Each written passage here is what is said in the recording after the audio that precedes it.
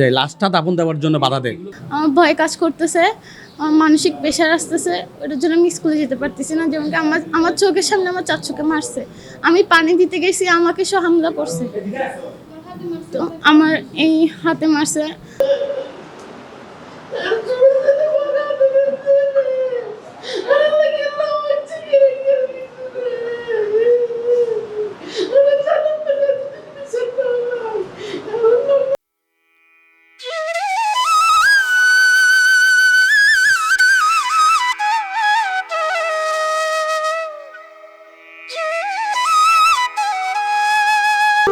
আদরের সন্তান হারানোর আর্তনাদ এটি।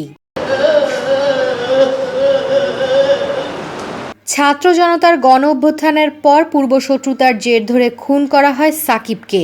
বৈষম্য বিরোধী ছাত্র আন্দোলনের ব্যানারে ছাত্র জনতার গণ অভ্যুত্থানের সুযোগকে কাজে লাগিয়ে অপচেষ্টায় ব্যস্ত সুবিধাবাদী মহল। সেই সুযোগকে কাজে লাগিয়ে গত 5ই আগস্ট রাতে পূর্ব বাকলিয়ার 18 নং ওয়ার্ডের হাটখোলাস্থ রমজান আলী বাড়ির বাসিন্দা মোহাম্মদ সাকিবকে কুপিয়ে হত্যা করে একই এলাকার সন্ত্রাসী মোহাম্মদ করিম, তৈয়ব ও বাচ্চা গংরা। সাকিব হত্যার বিচার চেয়ে চট্টগ্রাম একাডেমির হলরুমে সংবাদ সম্মেলন করেছেন নিহত সাকিবের পরিবার। সংবাদ সম্মেলনে অভিযোগ করা হয় সাকিব হত্যার বিচার চেয়ে মামলা করায় আরও ক্ষিপ্ত হয়ে উঠেছে সন্ত্রাসীরা। পুরো পরিবার এখন নিরাপত্তাহীনতায়। আমরা চাঁদা না দেওয়ায় আমার ভাইকে আরও কয়েকবার হামলা করছে। এটা মামলা করছি আমরা। আইনকে জানানোর পরে আমার ভাইকে অনেকবার হামলা করছে।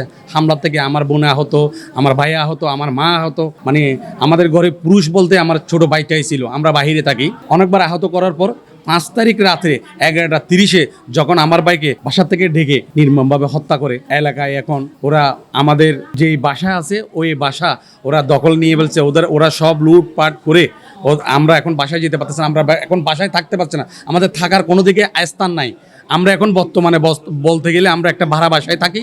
মোটামুটি আমার মাকে নিয়ে, আমার মা অসুস্থ, আমরা লাশটা পর্যন্ত দাফন দেওয়ার মতন কবরস্থানে নিয়ে যাই। লাশটা দাফন দেওয়ার জন্য বাধা দেয়। এগুলা আপনার তৈয়ব, করিম, বাদশা, মানিক, এরা যুবলীগ করে, এরা যুবলীগ সংগঠন করে, এরা এখন রাজনৈতিকভাবে আমরা যখন এই বিচার চাইতেছি, সুষ্ঠু বিচার চাইতেছি, ওইটা যখন না চাই আমাদের ভয়ভীতি দেখানোর জন্য আমাদের একটা ব্যানার চাপিয়ে ওয়াসিম হত্যার চাইয়ে আমরা কোনো এজাহারে নাই ওই মামলায়। আমার মৃত ভাইয়ের ছবি, আমার ছবি, আমার মেজো ভাইয়ের ছবি, আমাদের ফ্যামিলির 3 জনেই আমরা ওয়াসিম হত্যা করছি, ওরকম একটা ব্যানার চাপিয়ে ওরা এলাকায় আমাদের মিথ্যা অপবাদ দিয়ে আমাদেরকে মানে হেউ প্রতিপূর্ণ করা। আমরা যখন মামলা না চালাই, মামলার জন্য আমাদেরকে হুমকি দেয় অনেকবার, তোমরা মামলা নামিয়ে ফেলো, নাহলে তোমাদের মেরে ফেলবো। এভাবে আমাদের হুমকি দিচ্ছে। এই হুমকি দাতাদের থেকে আমরা বাঁচার জন্য আমরা এই সংবাদ সম্মেলন করি। সংবাদ সম্মেলনে সাকিব হত্যার লোমহর্ষক বর্ণনা দিতে গিয়ে কান্নায় ভেঙে পড়েন সন্তান হারানো এই মা ও তার স্বজনেরা। আমার ছেলেরা মারার কারণ আমরা লইয়ে জাঙ্গা নিয়ে এখানে থাকা নিয়ে দ্বন্দ্ব ছিল। আমাদের তো সাদা চাইছিল করিম তারার সাথে, তৈব সারার সাথে, বাসা তারার সাথে, তারা বেশ কিরিসের একটা দল। তো সান্দা চাইছিল যে ঘেঁষাঘেঁষি 17-18 বছর চলে গেছে। 18 বছর চলে যাওয়ার পরে 4-5 মাস আগে একখান ঘটনা হই, আবার 2-3 মাস আগে একখান ঘটনা হই, আবার এদিন 5 তারিখ সরকার পতন এদের দিন। আর পরে লাশ ডাকি নিয়ে আর পরে মারি ফেলে গিয়ে আজ তো নাকি জাপ দিই, উড়ি জায়গায় জাপ দিই। আর পরে ওহারে মারে আর ট্যাঙ্ক ভাঙ্গে দিয়ে আরও মারি ফেলেবার পরিকল্পনা আছিল। আর ভাগ্যবালা আমি বাঁচি গই, আমি মরে যেতে তো ভালো হইতো। আর জীবন না আইনও দেখতাম, আমি বলতো মরে নাও যাই। দূরের মধ্যে আর মেডিকেল আর বাড়িঘর লুটপাট করি, জিনিসপত্র লোকে আর একাম্বার আবার সামনে দিয়ে আসি। না না না না না না না আর পড়ানো রাজনীতি নগরে। তো আমার দাদুরা আগে গেছে, আমি আসতেছি পিছন দিয়ে। তো যখন আমার চাচু মানে শোয়া অবস্থায়, রক্তাক্ত অবস্থায় শুয়েছিল, তো আমি যখন গেছি আমার চাচু আমাকে বলতেছে কি আমাকে একটু পানি খাওয়াও। তা আমি পানি আনতে গেছি।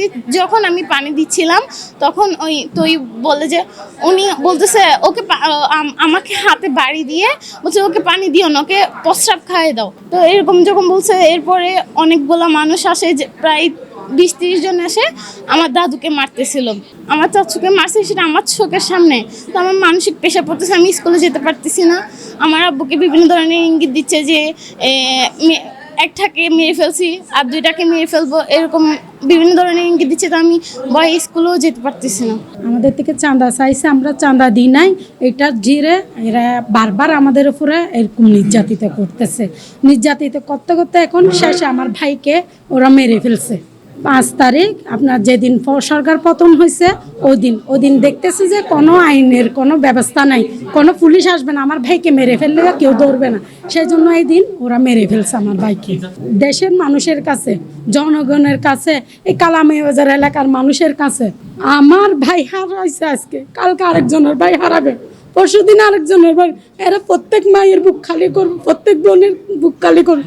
আমরা যাচ্ছি ওদের বিচারটা হোক। সংবাদ সম্মেলনে লিখিত বক্তব্য পাঠ করেন নিহত সাকিবের ভাই মোহাম্মদ নাসির।